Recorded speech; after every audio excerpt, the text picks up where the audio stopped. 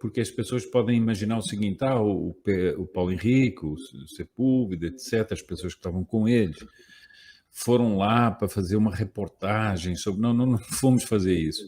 Eu vou até contar como é que as coisas aconteceram, muito rapidamente. Eu recebi no Instagram uma mensagem de uma pessoa que dizia o seguinte: olha, nós estamos numa situação muito aflita no Brasil, muito aflitiva no Brasil, seria muito bom organizar uma peregrinação à Aparecida. E eu respondi que sim, mas eu pensei comigo, poxa, eu não tenho capacidade de eu organizar uma peregrinação à Aparecida. Então fiquei pensando o seguinte, não, vou falar com um sacerdote, mas não sei se isso vai dar certo, porque... Bom, aí me ocorreu falar com o Centro Dom Bosco e liguei para o Bruno. E liguei para o Bruno e disse assim, Bruno, olha, uma pessoa me escreveu isso, eu individualmente não tenho essa capacidade. E ele diz assim, meu amigo, isso é providencial, porque nós acabamos nesse momento uma reunião aqui organizando uma peregrinação à Aparecida. Eu disse, nossa, mas é sério mesmo? Sim, vai haver uma peregrinação, vai ser no dia 12, nós vamos lançar um convite para as pessoas, para os católicos irem rezar um rosário à Aparecida, e talvez nós vamos conseguir que o presidente, que já vai à Aparecida, depois reze pelo menos uma parte do rosário conosco e faça uma consagração à Nossa Senhora. Bom, e eu, logicamente, liguei para o Paulo e contei isso. E disse assim, Paulo, olha, vai haver isso, vamos à Aparecida, então, rezar. Não sei se você pode, se não pode. Aí nos combinamos ir à Aparecida rezar. Portanto, nós fomos lá estritamente para rezar. Nós não tínhamos material nenhum, não tínhamos o nem celular... Nem fone de ouvido, né, senhor Sepúlveda? Nem fone de ouvido. Nós não tínhamos nada. Tínhamos apenas um celular. Depois, no caminho, eu tinha dito ao Paulo que talvez valesse a pena passar umas imagenzinhas da praça, quando nós chegássemos lá, da praça onde ia ser rezado o rosário, só para as pessoas terem uma ideia, mas não havia, portanto, ideia nenhuma de fazer reportagem, de fazer vídeo, de fazer nada. Nós fomos realmente rezar a Nossa Senhora Aparecida.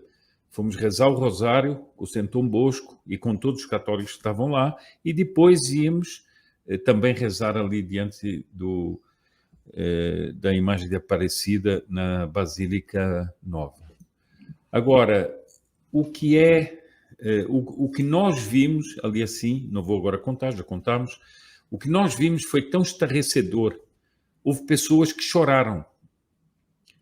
Houve católicos que choraram por ver aquele ódio. Vejam bem, era católicos querendo rezar o rosário pedindo que o comunismo não tome conta do Brasil. A possibilidade que o presidente da República publicamente expressasse a sua fé e rezasse. Qual era no meio da rua, né, senhor Sepúlveda? No meio da rua. Qual era o problema disso aí? Mas não, foi uma guerra... foi uma guerra terrível e uma guerra que a gente não vê em relação a outras coisas que acontecem em Aparecida, né?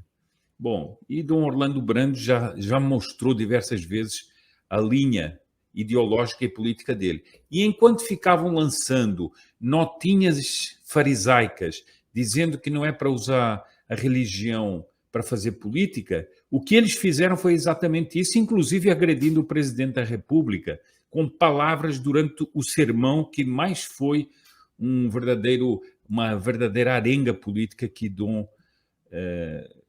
Orlando Brandes fez. Bom, mas, como disse o Paulo, esse vídeo se viralizou. Agora, o que eu queria chamar a atenção é o seguinte.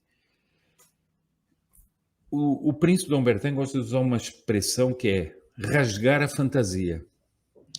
Esse vídeo, o relato que nós fizemos, o que nós vimos e que muitos católicos viram ali, rasgou a fantasia de achar que dentro da igreja as coisas estão normais. E muitos católicos que habitualmente não se preocupam com isso ficaram assustados. E muitos católicos ficaram abismados até que ponto o clero da esquerda católica pode levar o seu fanatismo político de querer de volta aquele que é uma cria deles, sim. Eu vi pessoas dizendo coisas que não têm muito sentido, porque a teologia da libertação, ao contrário do que muita gente diz, não foi algo implantado de fora dentro da igreja. Foi um erro que foi nascendo dentro da igreja. Há livros sobre isso. Isso tem a ver com a doutrina modernista, a heresia modernista. Esse erro já existia antes da União Soviética, porque os germens desse erro já estavam antes da União Soviética e foram sendo trabalhados e, por fim, deram na teologia da libertação, desembocaram na teologia da libertação nos anos 60. É claro que a teologia da libertação não existia antes da União Soviética, não é isso que eu estou dizendo. Esses erros que germinaram, germinativamente, já estavam dentro da igreja. E depois, é claro que o comunismo internacional se aproveitou disso e foi usando as suas máquinas para favorecer essa infiltração comunista dentro da igreja. É claro isso. Mas não foi criado, isso não foi uma coisa criada nos aparelhos, foi um erro que nasceu dentro da igreja. Bom, e nós vimos ali como esse erro tomou conta de muitos ambientes católicos, tomou muitas almas católicas, enganou muita gente e usa os invólucros da religião para fazer política. Nós vimos isso numa coisa que é sagrada na igreja, que é tocar os sinos. Isso foi muito pesado. Ou seja, aquilo que é uma coisa sagrada, que é o toque dos sinos, foi usado para impedir a oração do rosário. Isso é terrível. Bom, era só isso que eu queria dizer aqui, porque eu até estou pensando em fazer uns vídeos exatamente sobre essa questão de como foi dentro das sacristias alimentadas pelo progressismo, foi dentro das SEBs. A SEBs foi um dos grandes aparelhos que alimentou politicamente a esquerda católica e a teologia da libertação, mas foi com Dom Cláudio Omes, com Frei Boff, com Frei Beto e com uma série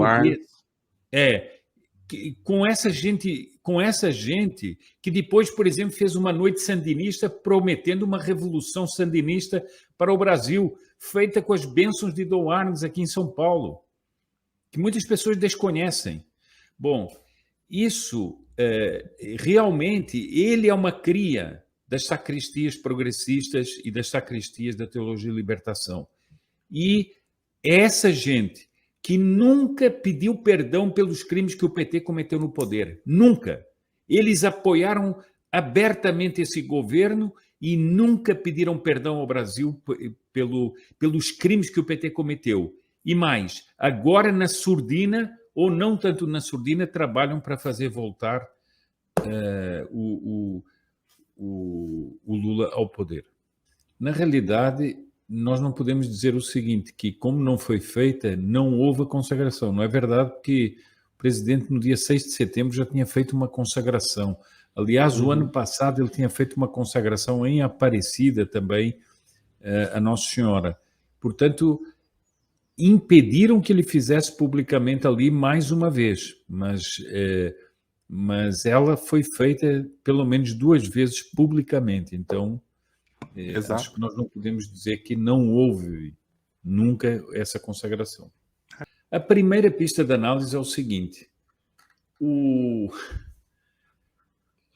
o que todo mundo diz é que a Rússia é uma superpotência, né?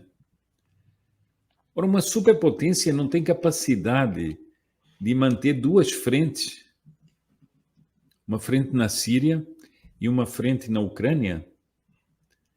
Isso já mostra, mais uma vez, como nós estamos diante de um bluff.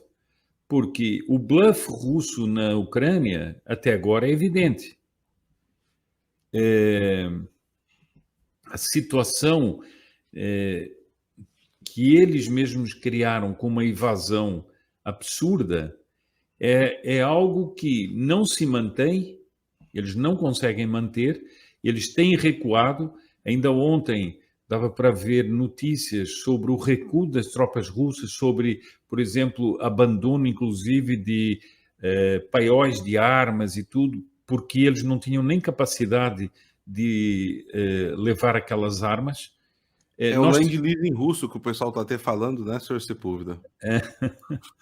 Depois, o seguinte, Paulo, uma superpotência que é obrigada a fazer um recrutamento de emergência por causa de uma invasão da Ucrânia apenas. Quer dizer, isso tudo vai mostrando que nós estamos diante de um bluff.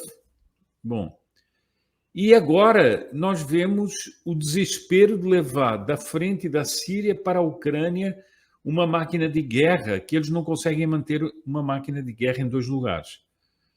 Essa é a primeira consideração que eu queria fazer sobre essa notícia. Não é a única, mas é a primeira consideração que eu queria fazer sobre essa notícia. A segunda consideração é que a Rússia, quem lê a história russa, né, a história soviética, sobretudo da Rússia soviética, sabe as crueldades que eles cometem na guerra. Crueldades que fazem parte de um esquema de guerra. Nós temos visto isso na própria Ucrânia, com campos por exemplo, ainda outro dia, demos aqui a notícia da descoberta de mais valas comuns, onde tinha mais de 400 cadáveres de pessoas que foram estupradas, foram tudo, e depois foram mortas, assassinadas. Então, há uma máquina de guerra que pretende a violência. E nós estaríamos, então, agora, diante de uma perspectiva que é o seguinte: diante da impossibilidade de terem feito uma operação que fosse vitoriosa, a Rússia estaria disposta ao quanto pior, melhor, ou seja, a destruição cega de infraestruturas, de civis, ataques a civis, etc. O que mostra também um desespero nessa operação. E você deixe-me só acrescentar uma coisa. Eu acho que o apelo ao conflito nuclear feito pela Rússia, que é insano, na verdade tem sido usado como uma máquina de guerra psicológica. E muitos daqueles que dizem que na fantasia das narrativas que se criam estariam contra a Rússia, eles usam essas ameaças para tentar impor à Ucrânia uma concessão absurda, porque eles foram os atacados, eles foram aqueles que foram violados na sua soberania. Então, muita gente está usando a ameaça nuclear russa, em vez de se voltar contra a insanidade dessa ameaça, voltam-se e dizem o seguinte: Ucrânia, vocês têm que acabar com isso logo, essa resistência, porque senão nós caímos todos na possibilidade de uma guerra nuclear. O que é uma contradição absurda, o que é uma coisa sem razoabilidade nenhuma. Bom, e depois nós vamos ter, voltando um pouquinho atrás, nós vamos ter as consequências no Oriente Médio desse abandono ali da frente da posição russa na Síria. Isso vai trazer consequências no Oriente Médio. Eu queria dizer o seguinte, que o Elon Musk ele teve uma ofensiva dupla. Ele teve uma ofensiva que foi propor que Taiwan, no fundo, se entregue à China, não é? Uhum. E também que a Ucrânia, o processo de paz dele, como a proposta de processo de paz dele é um processo de paz que favorece o Putin. Ou seja, que o Putin, que fez uma invasão, que é uma agressão à Ucrânia, à soberania da Ucrânia, que não conseguiu com a sua invasão alcançar as metas que se propunha, tenha na mesa de negociações as metas que ele se propunha sem ter vencido uma ofensiva militar. E essa é a grande proposta do Sr. Elon Musk. Bom, como o Elon Musk foi catapultado, de repente, como são essas coisas hoje em dia, catapultado à figura do defensor da liberdade, de repente, primeiro, não sei se percebem o seguinte, o Elon Musk, ele está propriamente se servindo do superpoder econômico que ele tem para interferir em questões de política internacional e de soberania de outras nações, que não são a dele. É uma coisa a considerar, né? E depois outra coisa é o seguinte, o Elon Musk dificilmente escapa dessa classificação genérica de globalista, né? Por mais que se queira, quem quer fazer inteligência artificial, quem quer todas essas coisas, o Elon Musk está, digamos assim, numa área que é a área do que seria genericamente o globalismo. Pois é, então está de mãos dadas com o Sr. Putin, né? E de mãos dadas para favorecer a ditadura de Xi Jinping.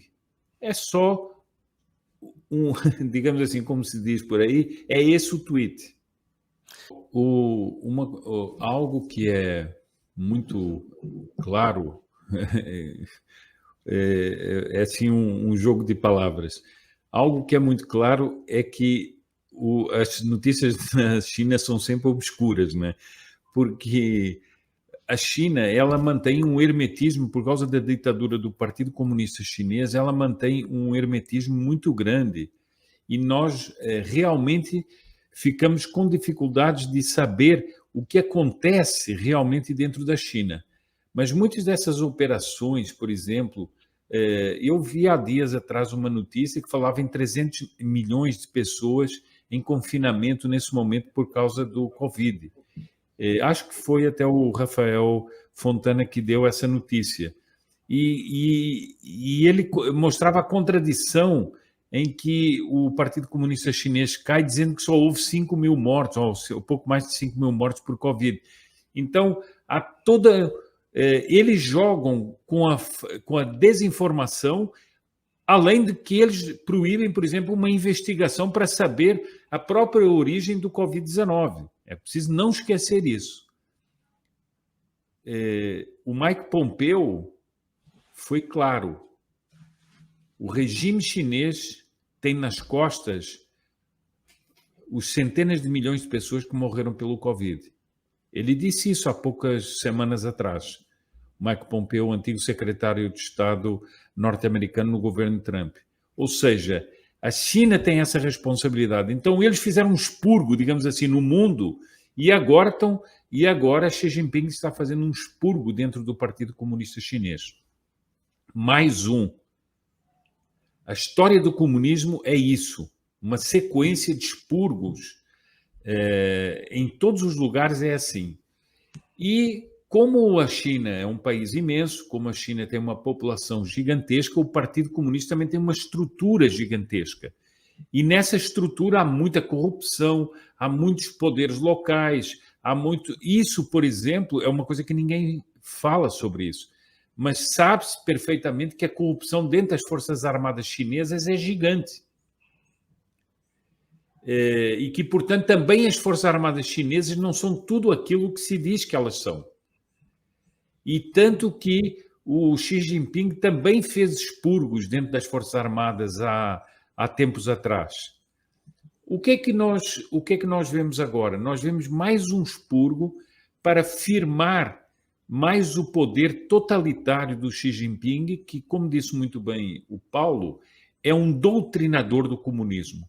Ele é considerado um dos poucos doutrinadores nessa, digamos, podia-se chamar, eu hesito um pouco em dizer isso, mas nessa dinastia, que é a dinastia de líderes do comunismo chinês, ele é considerado, como disse o Paulo, um personagem que está ao lado de Mao Tse-tung, etc. Bom, Eu agora pergunto o seguinte: como é que ficam todos aqueles no Ocidente que continuam a dizer que negociar com a China é apenas fazer negócios? Como é que ficam todos aqueles que no Ocidente dizem que a China é liderada pelo Partido Comunista, mas eles não querem mais saber do comunismo? Ah, não? Então ele tem uma doutrina militar, uma doutrina política de expansionismo, uma doutrina de geopolítica claramente baseada numa doutrina cultural, de dominação cultural, de dominação comercial, mas isso nada tem a ver. Inclusive, há oficiais chineses que escreveram livros sobre isso, sobre uma espécie de teoria da guerra total, em que a guerra inclui o comércio, inclui a guerra cultural, etc.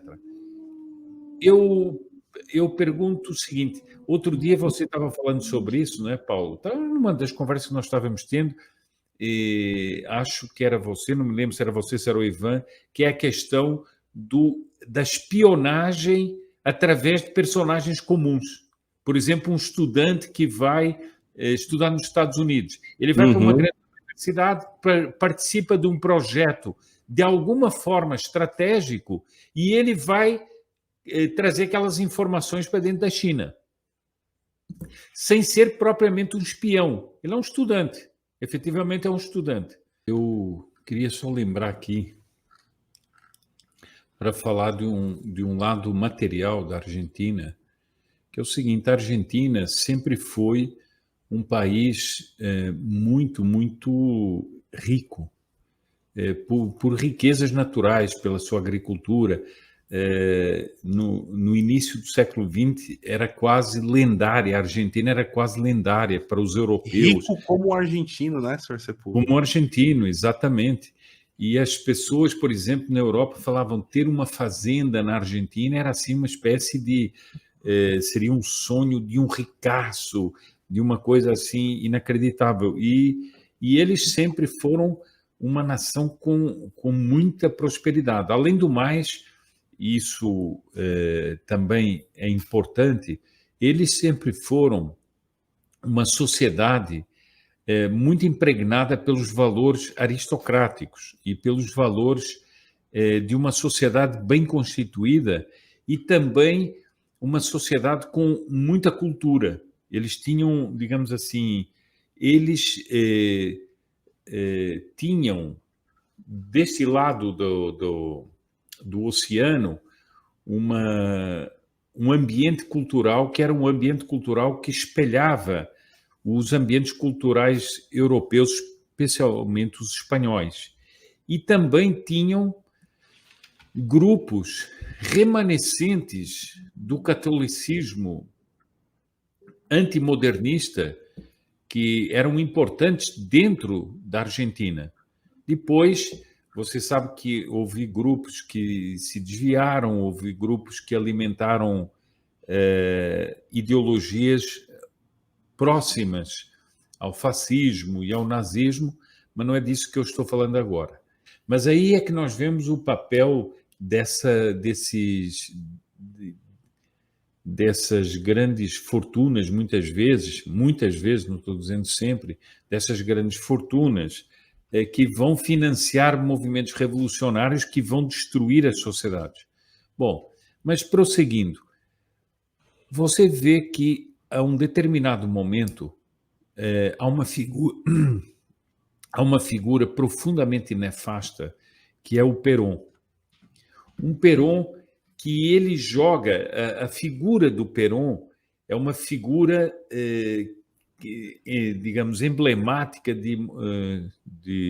por muitos aspectos, em que ele é contraditório. Ele é uma espécie de nacionalista, mas ele ao mesmo tempo, é um socialista, e essa figura vai ser destrutiva para a sociedade argentina e para a política argentina.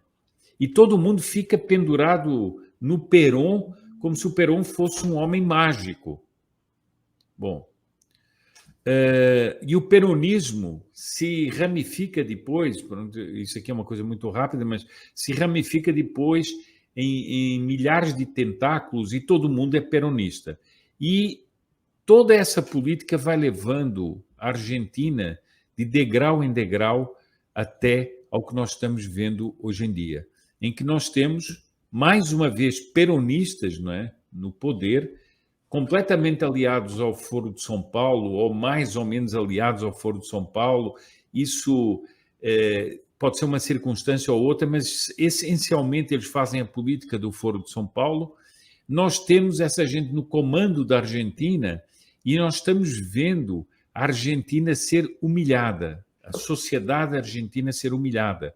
Não sei se você se lembra, quando a mídia fazia guerra durante a pandemia ao Bolsonaro, eles elogiavam a política do Fernandes na Argentina e diziam, lá temos um presidente. O que é que aconteceu? Foi o país com a pior administração da pandemia, com resultados péssimos da pandemia, e que liquidou com a economia e continua a caminhar para liquidar ainda mais com a situação econômico-social da Argentina, como nós vimos aí nesses relatos. Onde é que estão os senhores do jornalismo que diziam lá tem um presidente? Não estão. Não estão porque eles estão fazendo o L. E estão agora fazendo propaganda do Lula. E aí nós percebemos como nós estamos diante de uma militância fanática que não quer saber das consequências das suas ideias e nunca pede perdão pela consequência das suas ideias. Bom, e é isso que nós estamos vendo na Argentina. E é isso que vai acontecer no Brasil se essa gente tomar conta do poder. E muitos desses que estão aí apoiando, inclusive empresários, eles sabem que é isso que vai acontecer. E depois você veja o seguinte, os pobres são sempre o paravento para todos esses crimes. Não, é só para beneficiar os pobres. E os pobres continuam na mesma, né?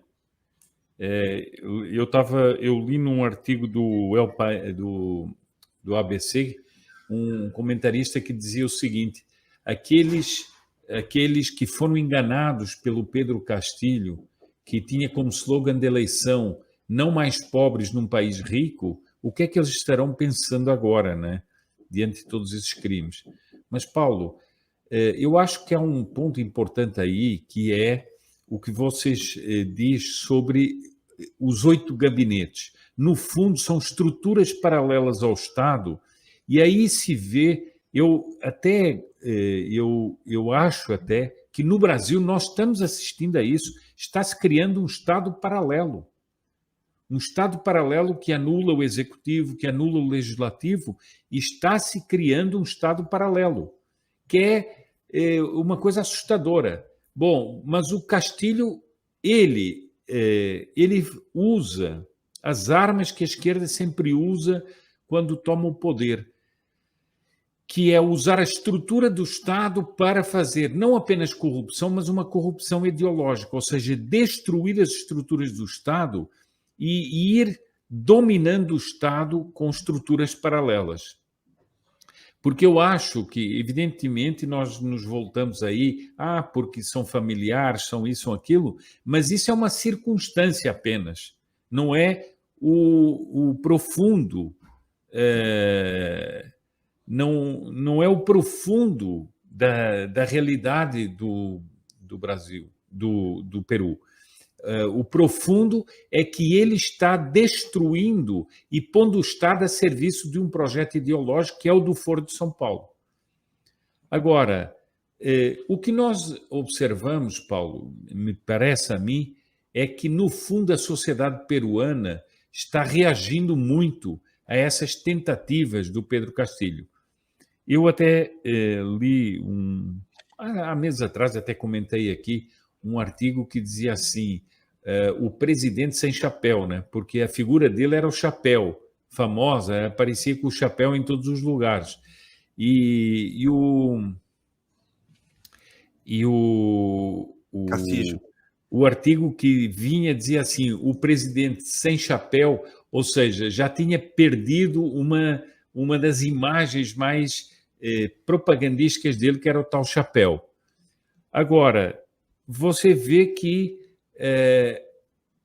a semelhança com os esquemas do Brasil é muito grande, porque é a partir da presidência da República que esses esquemas se montam.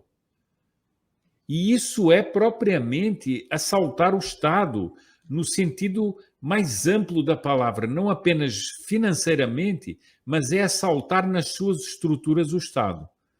E nós vemos, bom, a Nicarágua já foi muito adiante nisso aí, mas em todos os países o que eles vão fazendo é a mesma coisa, né? O que você estava descrevendo da Argentina, em boa medida, é isso.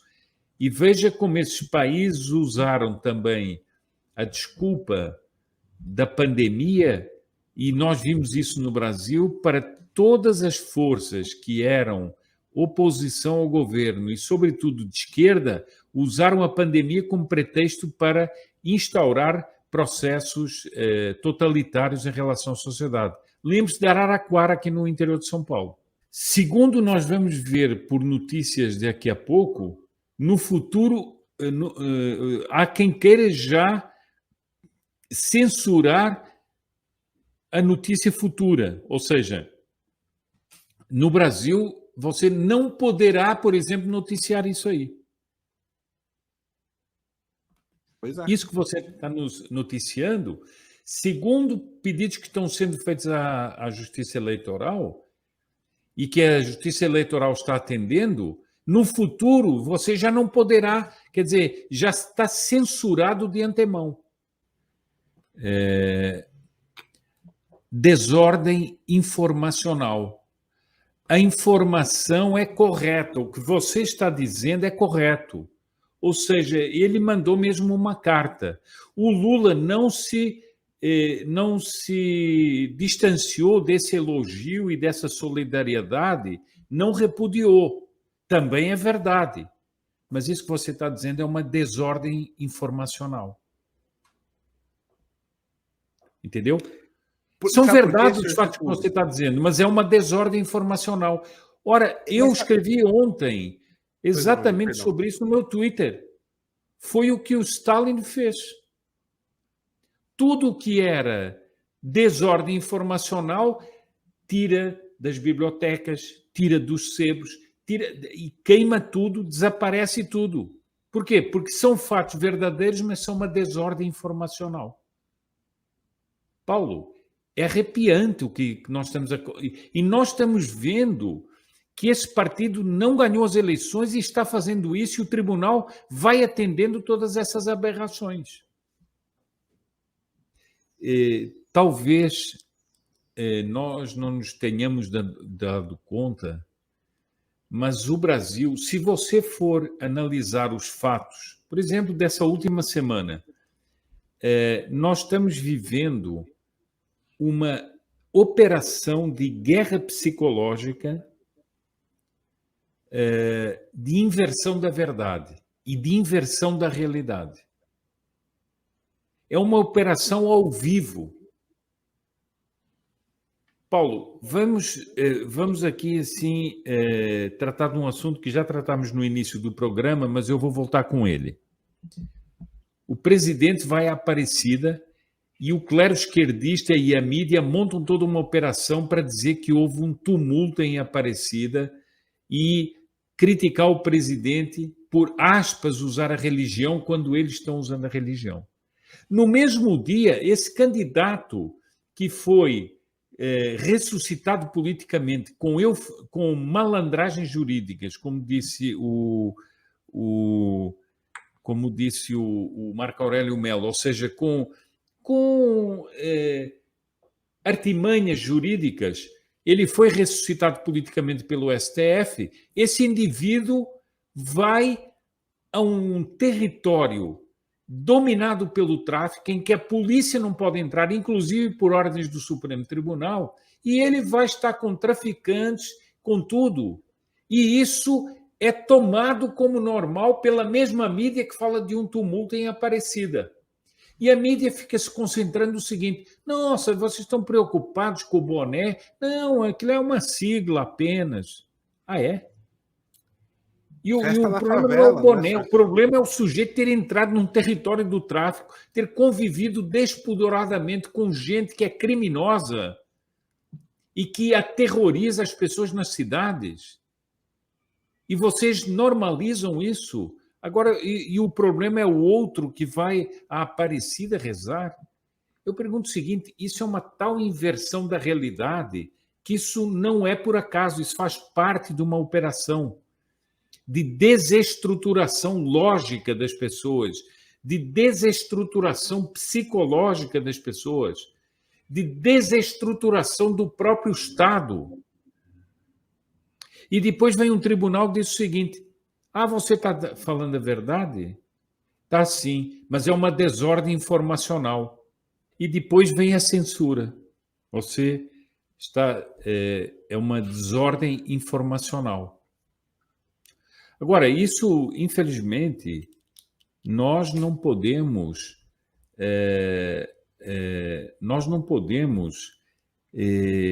aceitar isso, nem podemos achar isso engraçado, porque isso aí é terrível. E o pior de tudo, por exemplo, eu vi agora uma notícia que dizia o seguinte: o TSE causou meteu-se em áreas de jurisdição que ele não tem, por exemplo, proibindo a ação da Polícia Federal e do Ministério da Justiça e do CAD em relação aos institutos de pesquisa. O TSE não tem essa capacidade, o ministro não pode suspender essas investigações. O que é que acontece? Nada. Onde é que está o ministro da Justiça? Está quieto. Por que é que ele não se levanta contra esse absurdo? Mas sabe o que é que o jornal dizia? O problema dessa ilegalidade é que os bolsonaristas podem dizer que nós estamos diante de uma ilegalidade. Então, quer dizer que a ilegalidade em si não é o importante. O importante é que isso faz com que os bolsonaristas, seja lá isso que se quiser dizer, os bolsonaristas vão dizer que isso é uma ilegalidade. Não sei se você percebe a que extremos é que nós chegamos. Paulo, se houvesse pessoas dedicadas a isso, podiam escrever um livro sobre essas aberrações que nós estamos vivendo, com a aberração do trabalho da mídia para inverter a realidade. Eles fazem parte de um mecanismo de inversão da realidade. Isso é Cuba. Esse princípio não está sendo usado por deuses juristocráticos no Brasil? Está. É um abalo às instituições. Você não pode criticar, você não pode fazer, você não pode resistir. Então, e depois veja o seguinte: o cinismo da falsa institucionalidade. Não pode recorrer, pode recorrer.